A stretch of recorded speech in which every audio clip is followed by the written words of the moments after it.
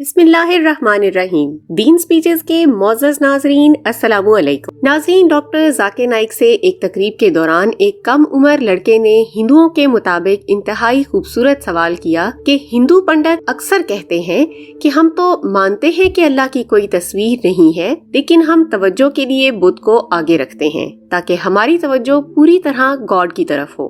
Hindu scholars, well, when they're doing idol worship, they claim that they're just worshipping the Almighty God, but the idols are just for concentration. Doctor Zakir Naik کہتے ہیں کہ ہاں، اگر پنڈت یہ سمجھتے ہیں کہ شروع میں ہی ہمیں توجہ کے لیے بدھ کا سہارا لینا پڑتا ہے اور آگے جا کر جب ہم مذہب کے مقام تک پہنچتے ہیں کہ جہاں پہ بدھ کی ضرورت پیش نہیں آئے گی، تو اس کا مطلب یہ ہوا کہ ہر مسلمان پہلے ہی سے اونچا مقام حاصل کر چکے ہیں، کیونکہ ہم تو بدھ کی ضرورت محسوس ہی نہیں کرتے، ہمیں بدھ کی ضرورت پڑتی ہی نہیں۔ So we Muslims have already reached that higher level of consciousness.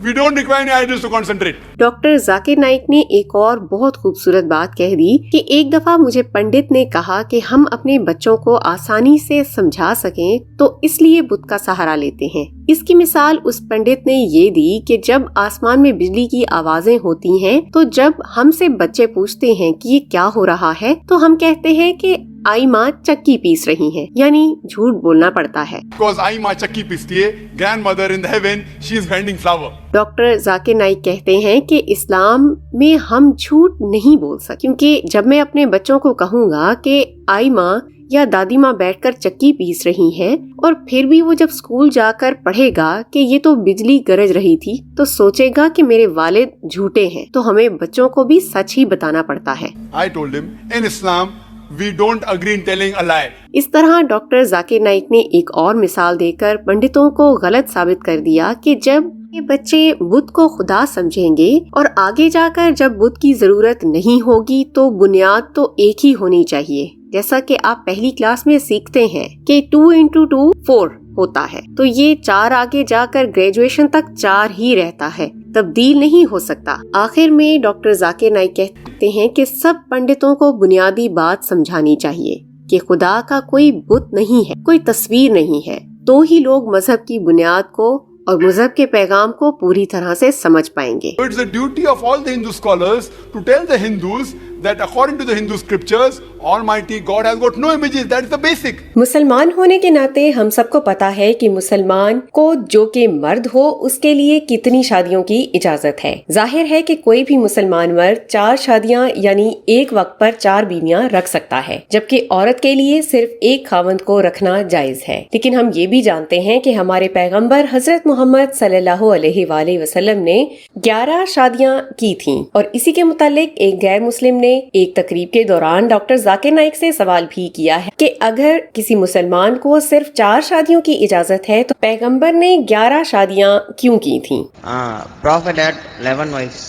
Doctor Zakir Naik نے قرآن سے حوالہ دیا کہ مسلمانوں کے لیے تو 4 شادیوں کی اجازت ہے، لیکن قرآن میں اللہ تعالیٰ پیغمبر سے مخاطب ہو کر یہ بھی کہتا ہے کہ آج سے تم ان بیویوں کو رکھ سکتے ہو، لیکن ان کا تبادلہ نہیں کرو گے، چاہے اگر کوئی آپ کو پسند بھی آئے۔ یعنی حضرت محمد صلی اللہ علیہ وآلہ وسلم کی 11 بیویاں تھیں، لیکن وہ کسی کو بھی طلاق نہیں دے سکتے تھے اور نہ ہی ان کے علاوہ مزید شادیاں کر سکتے تھے۔ اس کے برعکس اگر دیکھا جائے تو بعض لوگوں میں یہ بات پھیل گئی ہے کہ نعوذ باللہ حضرت محمد صلی اللہ علیہ وآلہ وسلم کی جنسی خواہش زیادہ تھی، لیکن ایسا بالکل بھی نہیں ہے۔ ہر شادی کے پیچھے ان کا ایک راز تھا۔ ڈاکٹر ذاکر نائک کہتے ہیں کہ محمد صلی اللہ علیہ وآلہ وسلم اپنی پہلی شادی 25 سال کی عمر میں کر چکے تھے، اور جس خاتون سے کی وہ 15 سال آپ سے بڑی تھیں، یعنی 40 سال کی عمر تھی ان کی۔ صرف عمر میں بڑی نہیں تھیں بلکہ وہ دو دفعہ بیوہ بھی ہو چکی تھیں۔ ان کا نام حضرت خدیجہ رضی اللہ تعالیٰ عنہا تھا، اور یہ بات بھی ذہن میں رکھ لیں کہ جب حضرت خدیجہ رضی اللہ تعالیٰ عنہا وفات پا گئیں تو اس کے بعد آپ صلی اللہ علیہ وآلہ وسلم نے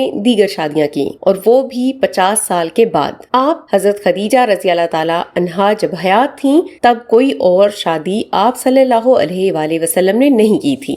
History tells us, the seerah of the Prophet tells us, that Prophet Muhammad sallallahu alaihi wasallam, the first time he got married was at the age of 25, and he married a woman who was 15 years elder to him. Doctor Zakir Naik نے یہ بات بھی واضح کر دی کہ حضرت محمد صلی اللہ علیہ وآلہ وسلم کی ایک بیوی حضرت عائشہ رضی اللہ تعالی عنہا جو نہ بیوہ تھیں اور نہ طلاق شدہ، ورنہ باقی ساری یا تو طلاق یافتہ تھیں یا پھر بیوہ تھیں، اور ان سب کے پیچھے یہی وجہ یعنی کہ شادی کرنے کی یہی وجہ تھی۔ آپ اپنی امت کو یہ دکھانا چاہتے تھے کہ اپنی زندگی میں کس طرح کی خواتین سے شادیاں کی ہیں، یعنی تاکہ میری امت بھی ان جیسوں کے ساتھ چاہے طلاق یافتہ ہوں یا پھر بیوہ ہوں کسی کے ساتھ بھی شادی کر سکتے ہیں۔ All the other wives, they were either divorcee or they were widowed. حضرت جویریہ رضی اللہ تعالیٰ عنہا ایک دشمن قبیلے سے تعلق رکھتی تھیں، لیکن جنگ کے دوران حضرت محمد صلی اللہ علیہ وآلہ وسلم نے جویریہ رضی اللہ تعالیٰ عنہا سے شادی کی، اور جب مسلمان جنگ جیت گئے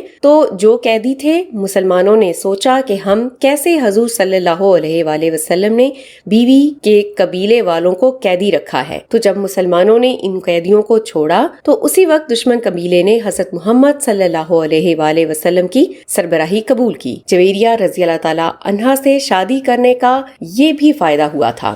The moment the Muslims won the war and they captured the people of the Banu Mustalik tribe, they said that how can we keep prisoners the relatives of the Prophet, and they let them go. حضرت محمد صلی اللہ علیہ وآلہ وسلم نے گود لیے ہوئے بیٹے کی بیوی سے بھی شادی کی جو کہ طلاق شدہ تھی۔ جب حضرت زید رضی اللہ تعالیٰ عنہ کی شادی صحیح طرح برقرار نہ رہی تو طلاق کے بعد آپ صلی اللہ علیہ وآلہ وسلم نے اس عورت سے شادی کی۔ اس سے یہ بھی ثابت ہوا کہ مسلمانوں کو ایسی خواتین سے شادی کرنے کی اجازت ہے، اور ساتھ یہ بھی ثابت کروا دیا کہ کسی بھی بیوہ کے ساتھ شادی کرنا بہت اچھا عمل ہے۔ After the divorce with the so-called adopted son, he married this lady to prove that there's nothing like legal adoption in Islam. آخر میں ڈاکٹر ذاکر نائک نے یہ بھی ثابت کروا دیا کہ حضور پاک صلی اللہ علیہ وآلہ وسلم نے یہ تمام شادیاں معاشرے میں امن اور امان اور بہتری کے لیے کی تھیں سوائے پہلی شادی کے۔ لیکن جو لوگ یہ کہتے ہیں کہ آپ صلی اللہ علیہ وآلہ وسلم نے نعوذ باللہ یہ شادیاں جنسی خواہش بڑھنے کی وجہ سے کی تھیں،